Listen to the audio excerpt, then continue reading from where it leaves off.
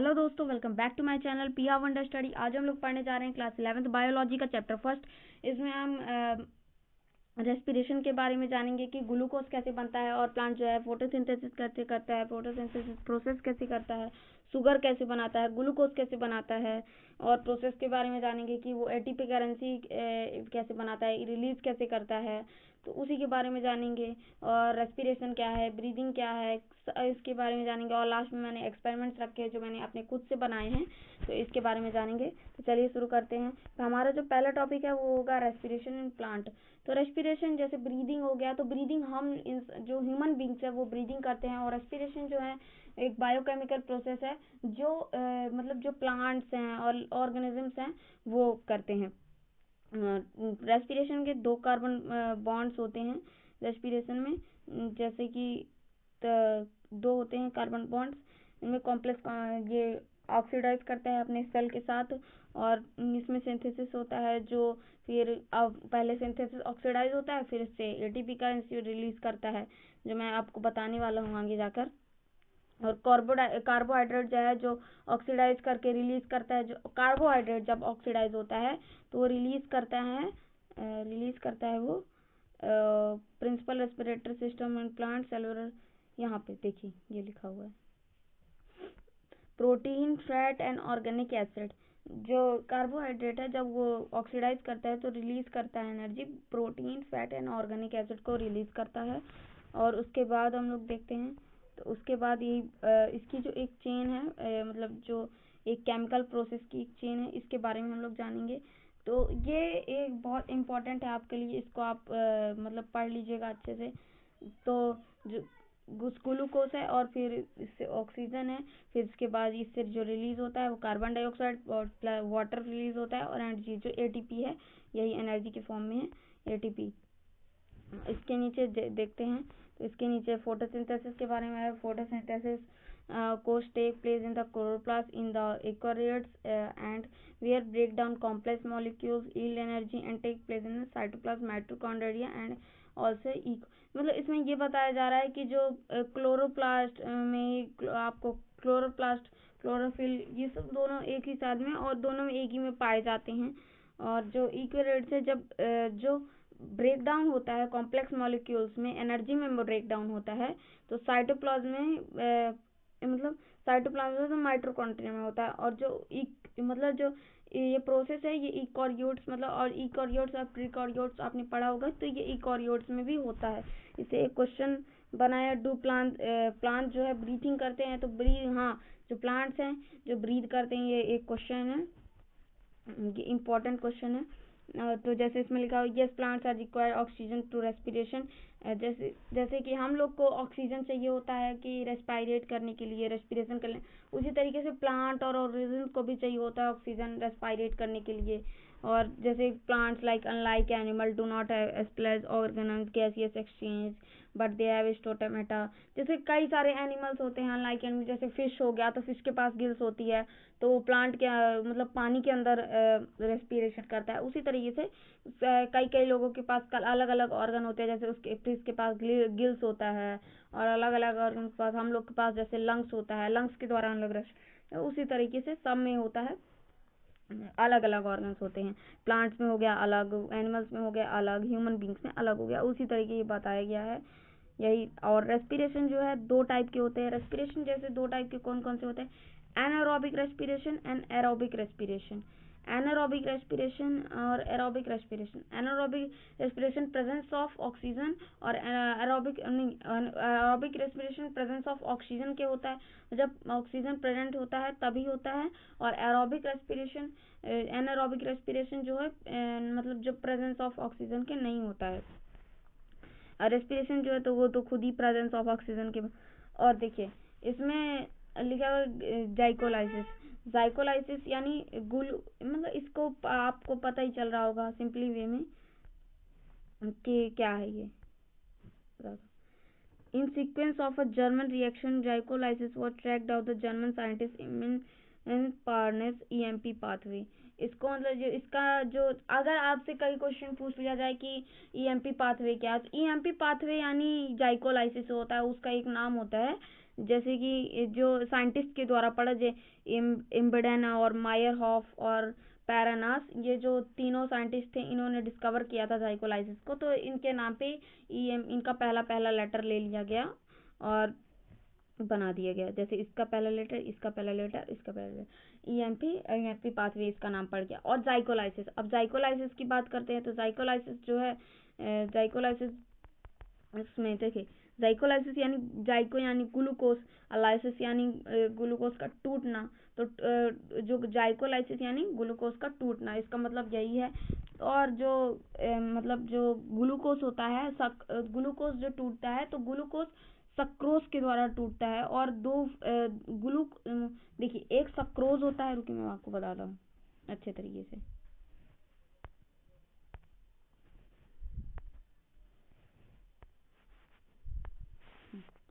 Glucose रुकिए मैं आपको अच्छे से बताता हूँ। सक्रोज होता है,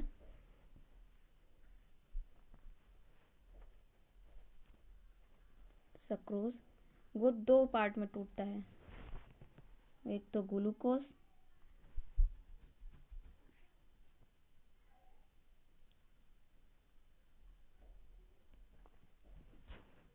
दूसरा फ्रक्टोज।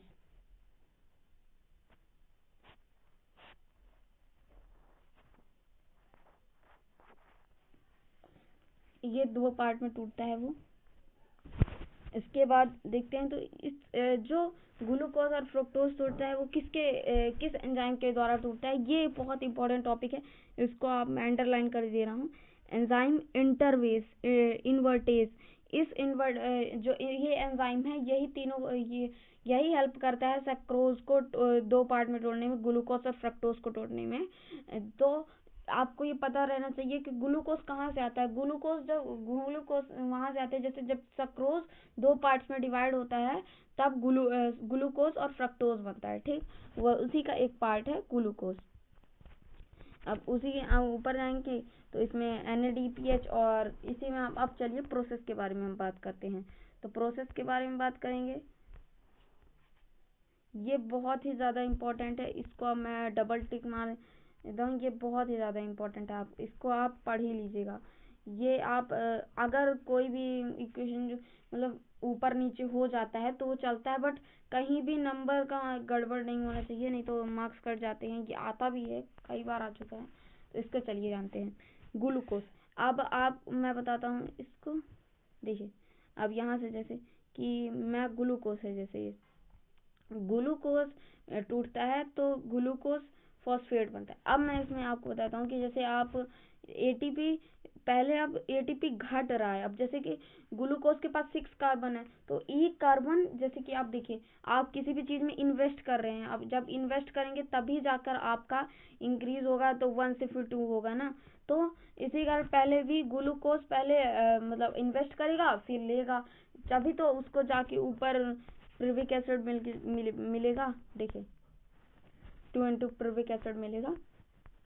तो इसी कारण पहले वो इन्वेस्ट करेगा, फिर जाकर उसे उसका लाभ, मतलब उसको उससे उसके इन्वेस्ट से उसे प्राप्त होगा।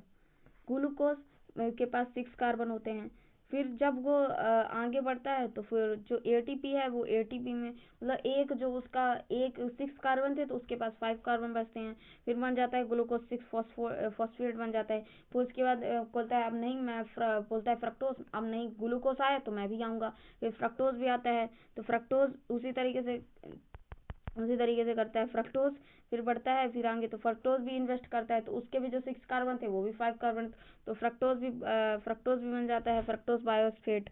फिर उसके नीचे चलते हैं तो फिर दो आते हैं, एल्डिहाइड और केटोन। अब ये दोनों भी कहते हैं कि मैं भी आ जाएंगे, तो ये दोनों आ जाते हैं, इसमें आपको कंफ्यूज नहीं होता है, कंफ्यूज नहीं होना है, एल्डिहाइड और केटोन आ जाते हैं। फिर उसके नीचे चलते हैं तो फिर ये दोनों भी रिएक्ट करते हैं और फिर बना देते हैं ट्राइसोबायोस्फेट। फिर उसके नीचे चलते हैं तो फिर ये दोनों भी रिएक्ट करके, अब ये देखिए यहाँ से अब जो है यहाँ से प्लस होने लगा, अब इसके पास एटीपी से एडीपी बनने लगा, अब इसमें प्लस हो रहा है, तो एटीपी से एटीपी बढ़ रहा है, अब बढ़ रहा है। अब इन्वेस्टमेंट जो उसने ऊपर किया था यहाँ पे, वो अब यहाँ पे जो इसने इन्वेस्टमेंट किया था, यहाँ पे इन्वेस्टमेंट जो किया था इसने, अब वो नीचे जाके वो इन्वेस्टमेंट बच रहे हैं। अब इसके नीचे जाएंगे तो यहीं पे हम लोग यहाँ पे थे, इसके नीचे जाएंगे तो फिर ये फॉस्फोग्लिसरेट बनाता है, फिर ये 2 फ्लाइसोग्रेन, फिर इसके बाद इनके पास देखिए यहाँ पे और यहाँ पे जो इन्वेस्टमेंट थे उसकी यहाँ पे और एटीपी बढ़ जाता है। उसके बाद देखते हैं प्रेविक एसिड, फिर इसके बाद आ जाता है यही हमारा ये इक्वेशन पूरी होती है और फिर प्रेविक एसिड बन जाता है 3 कार्बन मॉलिक्यूल्स। अब ऊपर देखते हैं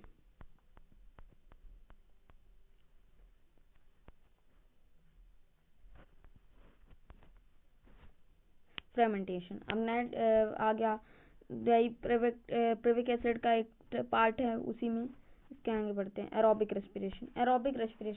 एरोबिक रेस्पिरेशन जो होता है टेक प्लेस इन मतलब एरोबिक रेस्पिरेशन और एनारोबिक उसी के बारे में बताया। एरोबिक रेस्पिरेशन जो होता है वो टेक प्लेस माइटोकॉन्ड्रिया में होता है, मतलब माइटोकॉन्ड्रिया में मतलब रेस्पायरेट करता है। और जो प्रेविक एसिड होता है ट्रांसपोर्ट साइटोप्लाज्म में ट्रांसपोर्ट होकर माइटोकॉन्ड्रिया में जाता है। Important event of anaerobic respiration और फर्स्ट हो गया था complete oxidation of pyruvic acid by stepwise removal of all the hydrogen atoms leaving the molecule CO2।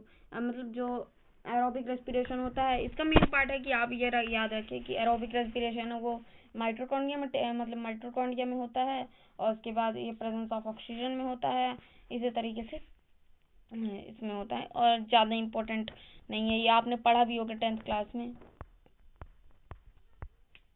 फिर रेस्पिरेटरी बैलेंस शीट है कि ग्लूकोज, फिर ग्लूकोज से सिंपल शुगर बनते हैं।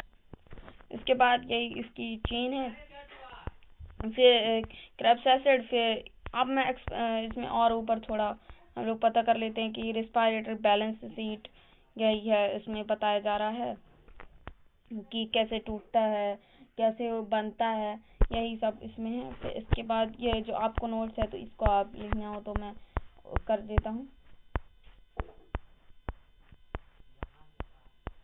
स्क्रीनशॉट ले लीजिए आप।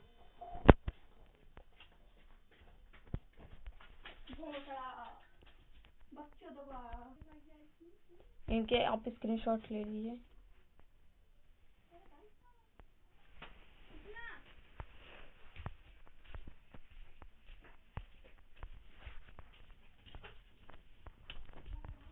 एरोबिक रेस्पिरेशन के भी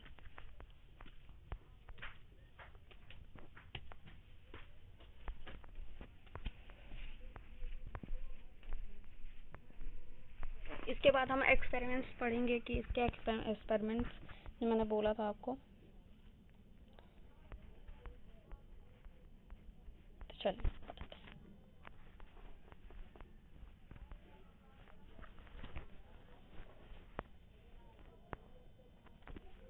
हाँ, यहाँ पे देखिए फोटोसिंथेसिस के बारे में बताया जा रहा है कि फोटोसिंथेसिस क्या है। फोटोसिंथेसिस अपना green plant parts of synthesis कैसे करता है, क्योंकि इसको जूम इन कर देते हैं।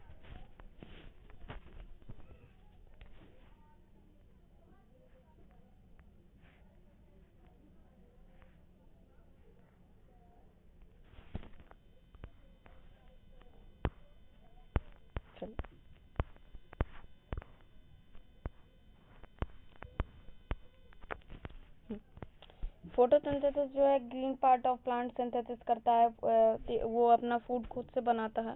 इसी का मतलब होता है ये इक्वेशन है जो मैंने बता दिया है, ये मैंने लिख दिया था ऐसे के लिए। इसके नीचे जाते हैं variegated leaf.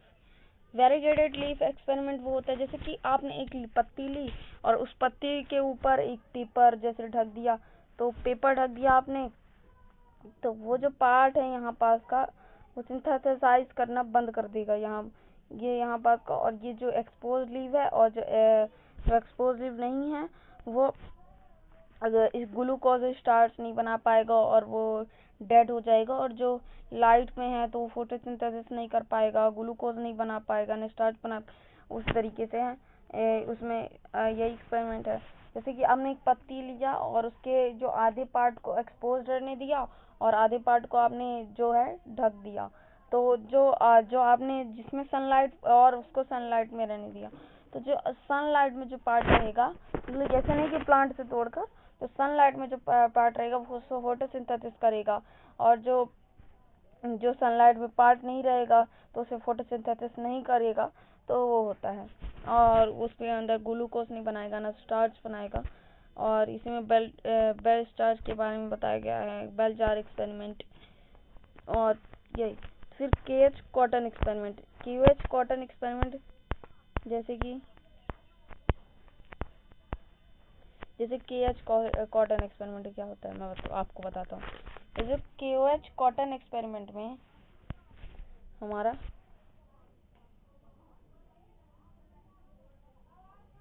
KH experiment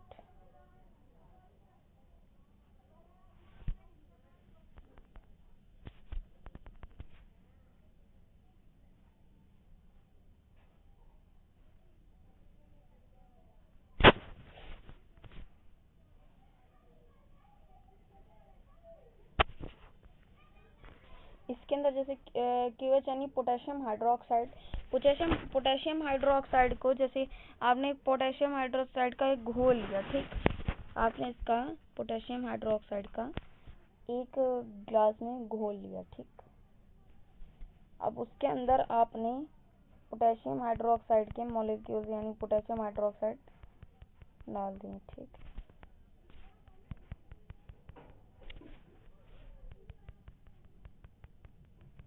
molecules डाल दिए, ठीक।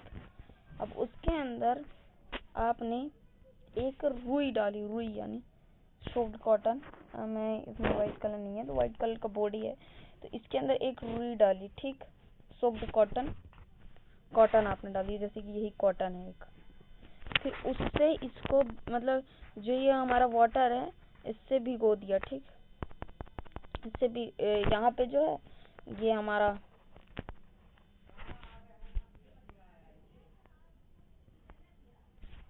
ये हमारा जो ये है क्यूएच सॉल्यूशन है, जो पानी में घुला हुआ है, पोटेशियम हाइड्रोक्साइड। इसके अंदर हमने एक क्यूएच मतलब एक सोक्ड एक कॉटन का कपड़ा लिया, जिसके अंदर इसके अंदर भिगो दिया और उसे उसे सोक्ड कर दिया। उसके अंदर उसने पोटेशियम हाइड्रोक्साइड को सक कर लिया, मतलब उसके अंदर पानी जो पोटेशियम हाइड्रोक्साइड का सॉल्यूबल है वो घुल गया।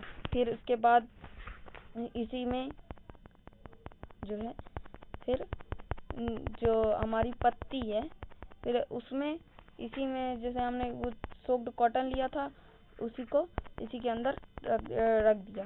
तो जो हमारा सोक्ड कॉटन जो लीफ होगी, जो हमारी लीफ होगी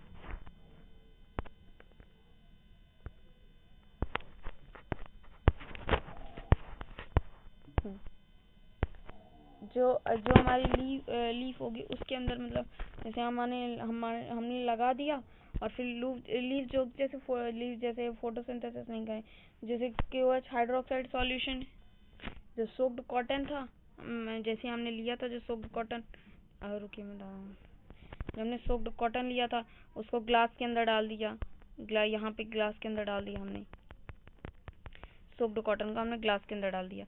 और यहाँ पे एक हमने लीफ ले ली,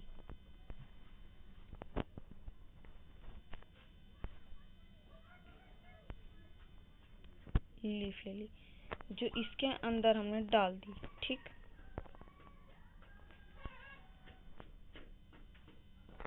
जो इसके अंदर हमने,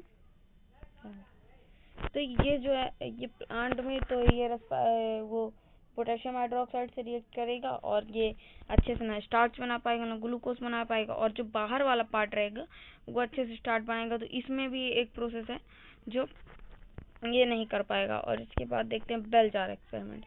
बेल जार एक्सपेरिमेंट है, जैसे बेल जार का मतलब आप सोच रहे होंगे बेल जार ये है क्या। बेल जार जैसे आपने देखा होगा शादी पार्टियों में, जैसे एक ढक्कन होता है, जैसे कि जो बफे टाइप का रहता है उसमें एक ढक्कन होता है जिसमें पुलाव ढका होता है, शाही पनीर ढका होता है, सब्जी ढकी होती है।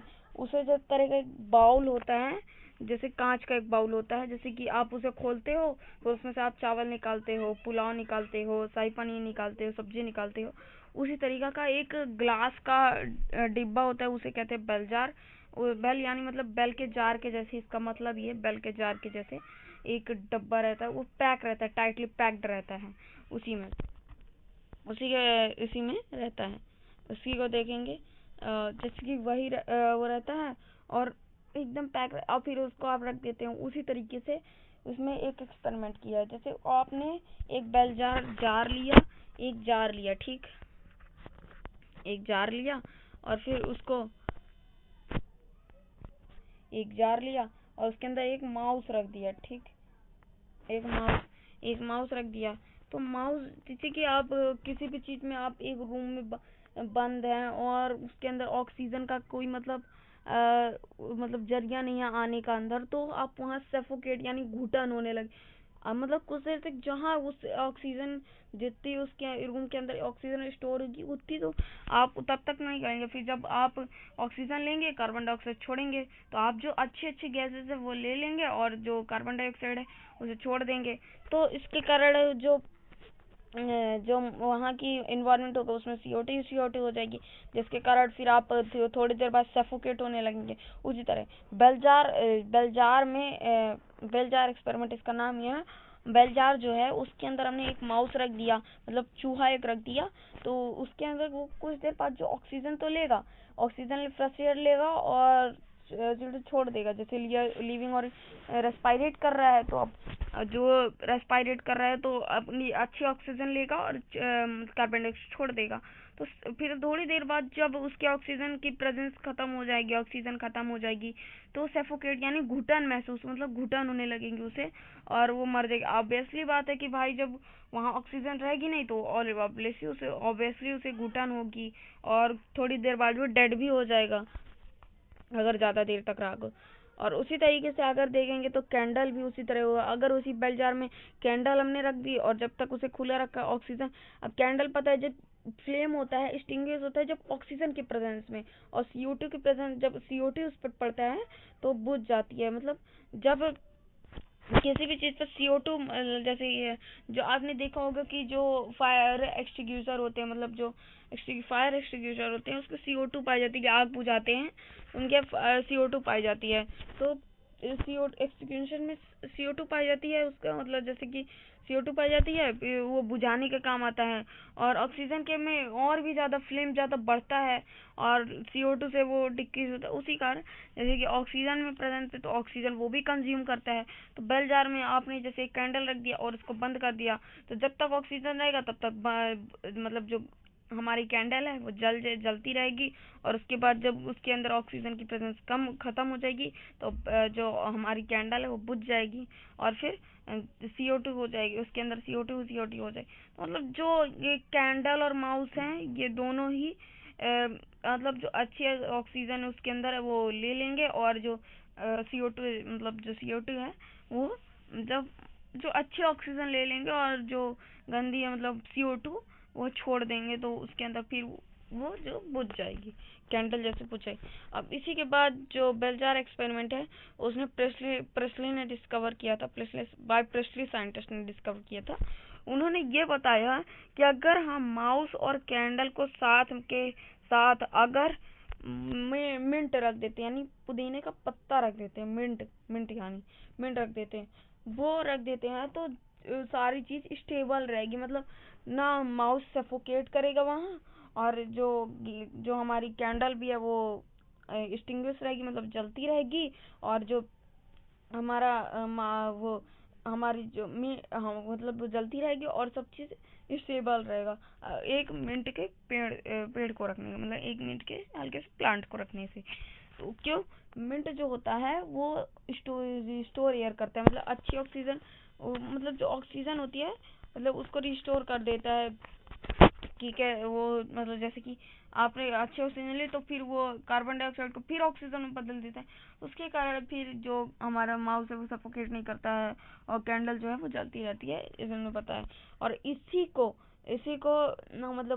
मतलब जो इसी एक्सपेरिमेंट को बताया कि हमारा जो ऑक्सीजन होता है वो कैसे निकलता है, तो इसी को बताया हमारे जैन इग्निस एक्सपेरिमेंट के द्वारा बताया गया, जिसमें एक ग्लास में उन्होंने वाटर ले लिया और उसे पत्ती उसमें रख दी, मतलब पत्ती उसमें और उसे टाइटली पैक्ड कर दिया। तो जब उसको फोटोसिंथेसिस मतलब लाइट के उसमें लाया गया, जब लाइट के उसमें, तो जब सनलाइट के पास उसे लाया गया लाइट के पास, तो वो फोटोसिंथेसिस प्रोसेस करने लगा। तो जिसके कारण उसमें बबल्स दिखते हैं, छोटे छोटे टाइनी बबल्स दिखते हैं, जो बताते हैं कि हाँ इसमें जो छोटे छोटे बबल्स होते हैं वो बताते हैं कि हाँ इसमें O2 रिलीज हो रही है, ऑक्सीजन रिलीज हो रही है। वो जो छोटे छोटे बबल्स रहते हैं वो ऑक्सीजन रिलीज करते हैं। इसके बाद जो एक्सपेरिमेंट है वो है वैनसाइट एक्सपेरिमेंट, जिसमें बताया जा रहा है स्टोर्स वन यानी मतलब स्टोर्स के स्टैच यानी स्टोर्स के बारे में, जैसे कि क्लोरोफिल स्टोर होता है कहाँ, ग्लूकोज स्टोर कहाँ, तो वो बताया जा रहा है।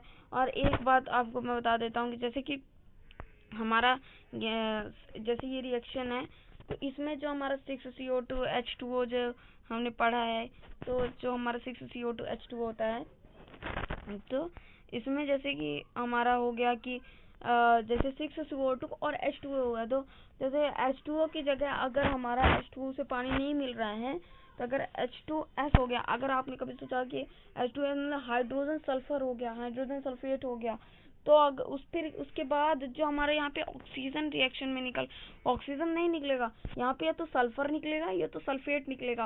मतलब रिएक्शन करके जो इसमें गैस निकलेगी वो ऑक्सीजन नहीं होगी, ये ऑक्सीजन नहीं होगी, या तो ये सल्फेट होगी या तो सल्फर होगी, ये होंगी। इसके बाद जो होगा हमारा, इसके बाद इसी में यही बताया जा रहा है कि हमारा जो इसके कई सारे एक्सपेरिमेंट्स हैं, इसमें मैंने आपको बता दिया कि अगर H2O की जगह हाइड्रोजन सल्फेट हो गया तो क्या होगा, और O2 की जगह सल्फर या सल्फेट रिलीज होगा।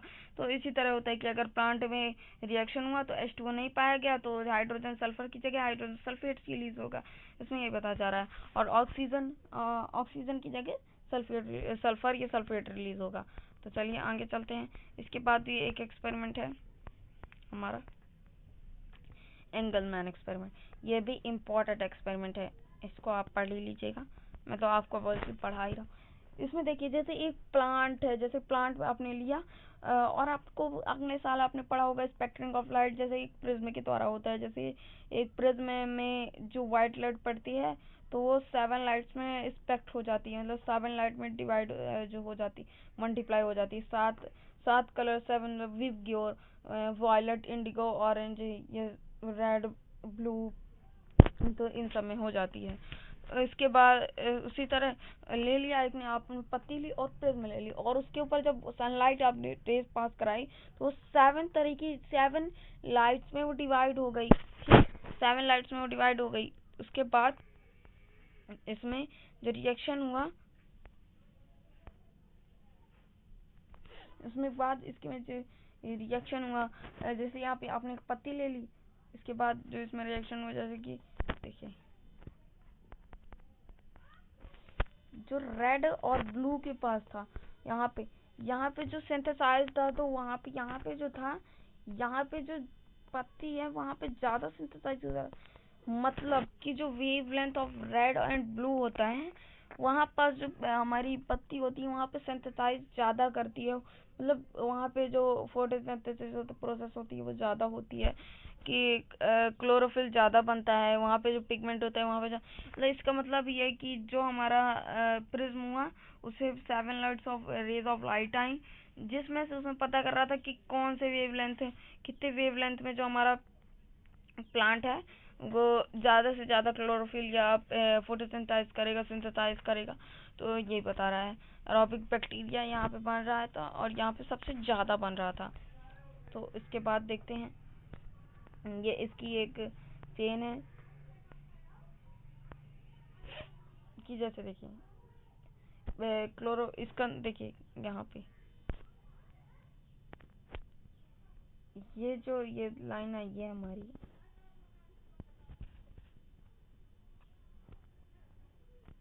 ये बता रही है, नीचे वाले में आपको ज्यादा अच्छे समझ में आएगा, नीचे वाले में देखिए ये क्लोरोफिल ए का मतलब है कि जो हमारी रेड एंड ब्लू वेवलेंथ है शुरू से चलती जा रही। देखिए यहाँ पे जो हमारी रेड वेवलेंथ है, ब्लू रेड वेवलेंथ है, पीछे से चल रहा है, ठीक। यहाँ पे हमारी रेड है और यहाँ पे ब्लू है। ठीक, तो शुरू में मैंने बताया था कि प्रिंसिपल जो होता है, मतलब इन सब का मालिक जो होता है वो क्लोरोफिल ए ही होता है। तो इनमें यही होगा, जो ये उनकी वेवलेंथ है, ये अगर देखिए यहाँ पे जो आई और यहाँ पे बढ़ी, यहाँ पे ज़्यादा फोटोसिंथेसिस हुई, सिंथेसिस हुई, और फिर यहाँ पे जाके फिर एक जगह यहाँ पे हुई। तो ये ब्लू और रेड जो हमने यहाँ पे पढ़ा कि यहाँ पे दो जगहों पर हो रही है सिंथेसाइज, ब्लू और रेड पर, ये यही दोनों जगह पर हो रही है, एक यहाँ पर, एक यहाँ पर और एक यहाँ पर, इन दो जगहों पर हो रही है। और अगर यहाँ पे अगर बाई चांस यहाँ पे अगर सिंथेसाइज होती क्लोरोफिल, तो ये जो यहाँ पे जो वेवलेंथ है, ये यहाँ पे सिंथेसाइज भी बड़ा ज़्यादा होता। ठीक, जो रेट ऑफ फोटोसिंथेसिस है यहाँ पे ज़्यादा होता। तो मतलब इसका मतलब ये है कि जो हमारी एब्जॉर्बेशन ज़्यादा होगी तो रेट ऑफ फोटोसिंथेसिस भी ज़्यादा होगी वहाँ पे। जैसे कि अगर हमने ले लिया कि जैसे ब्लू और रेड पे जैसे देखा, तो अगर यहाँ पे जैसे एब्जॉर्बेशन ज़्यादा हो रही थी तो यहाँ पे रेट ऑफ फोटोसिंथेसिस बढ़ा, और यहाँ पे जैसे फोटोसिंथेसिस ज़्यादा हुई तो यहाँ पे भी रेट ऑफ फोटोसिंथेसिस बढ़ा। उसी तरीके से सभी जगह होता है, इंक्रीज और डिक्रीज होता रहता है। मतलब दो ही जगह पे होता है कि रेड और ब्लू पिगमेंट पर होता है। ठीक, इसके बाद यही है, सब इसमें यही है बताया गया है। इसके बाद हम लोग यहाँ पर देख लेते हैं, ये 400 500 के उसका रेट ऑफ रेजॉर्बेशन बताया गया। तो इसका मतलब ये हुआ कि जो मैंने शुरू में बताया भी था आपको, यहाँ पे लिखा हुआ था मेरा,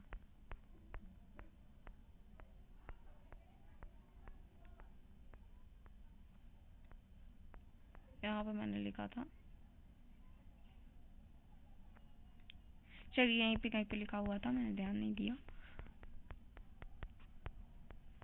तो लिखा हुआ था कि जो हमारा अगर ऑब्जर्वेशन ज़्यादा होगा तो क्लोरोफिल भी ज़्यादा हो। तो मतलब क्लोरोफिल ए जो है वो मतलब इन सब का राजा है कि अगर उनको वो अगर कहेगा कि हाँ मैं अगर इसको लाइट ज़्यादा एब्जॉर्ब करेगा तभी हो ज़्यादा, तो इसके जो क्लोरोफिल ए है तो वही बताता है कि वही इन सब का राजा है कि हाँ मैं ही हूँ राजा। और इसके बाद ये सब इसके छोटे छोटे टाइप्स हैं, छोटे छोटे, मतलब इसको प्रोटेक्ट करते हैं वो। अब ये पता करते हैं कि इसको प्रोटेक्ट कैसे करते हैं। जैसे ये मेम्ब्रेन है, यहाँ से ये यहाँ पे ये सिक्के टाइप में बनाई बैठते, ये ग्रामा कहते हैं इसको। यहाँ पे लाइट रिएक्शन करता है, ये लिपिड ड्रॉपलेट्स हैं। और ये जो हमारा हो गया यहाँ पे डार्क रिएक्शन होता है। डार्क रिएक्शन यानी जैसे कि हमारा डार्क रिएक्शन में आ जाता है कि हमने जैसे कि आपकी जैसे कि सुबह आप ये सोचते होंगे कि जो सुबह होती है जब भी फोटोसिंथेसिस, लाइट जब भी होगा, जैसे ही रात में फोटोसिंथेसिस प्रोसेस नहीं होती क्योंकि लाइट नहीं होती है। तो जो डार्क, यह नहीं है कि रात में डार्क रिएक्शन होता है, नहीं, जो फोटोसिंथेसिस प्रोसेस है वो सुबह होती है तब डार्क रिएक्शन चालू हो जाएगा। अगर सुबह के 12 PM से धूप आ रही है, मतलब फोटोसिंथेसिस चालू हो गया, तो डार्क रिएक्शन भी अपना चालू हो जाता है और बनाने लगता है मेम्ब्रेन, लाइट, ये सब कुछ बनाने लगता है। और जो ग्राना है इसके ये जो इसके अगल बगल के जैसे प्रोटेक्शन करने के लिए, तो जैसे आपने देखा होगा कि आप गरम रोटी ले रहे हैं, तो अगर आपने गरम रोटी हाथ में ली और उसको एक बार में, इसको अगर फूली रोटी है तो उसको आपने अगर फोड़ दिया तो उससे जो एक ज़्यादा ही हीट निकलेगी, तो उस प्रेजेंस में आपका जो वहाँ पे जो अगर रोटी से भी ज़्यादा गर्म उसकी वेपोराइज हो रही थी, क्योंकि वो वेपोराइज तो वहाँ पे उसका ज़्यादा उसकी मात्रा में वो गर्म होगा, तो इसके कारण आपका हाथ जल जाएगा। जहाँ पे रेड डॉट और ब्लैक डॉट कलर जलने के बाद वहाँ पे जल जाता है, हाँ, तो रेड और ब्लैक डॉट में बन जाता है। तो उसी तरीके से इसमें भी अगर ज़्यादा हीट आई तो फिर प्रोटेक्शन करते हैं इनके, जो इसके पास अलग अलग पिगमेंट्स होते हैं, कैंट्रोनाइड्स, ये सब इसके अलग अलग पिगमेंट्स होते हैं, तो वो बचाते हैं इसे कि हाँ इसे प्रोटेक्ट करते हैं कि नहीं, अगर ये नहीं बचा तो फिर हम भी नहीं है।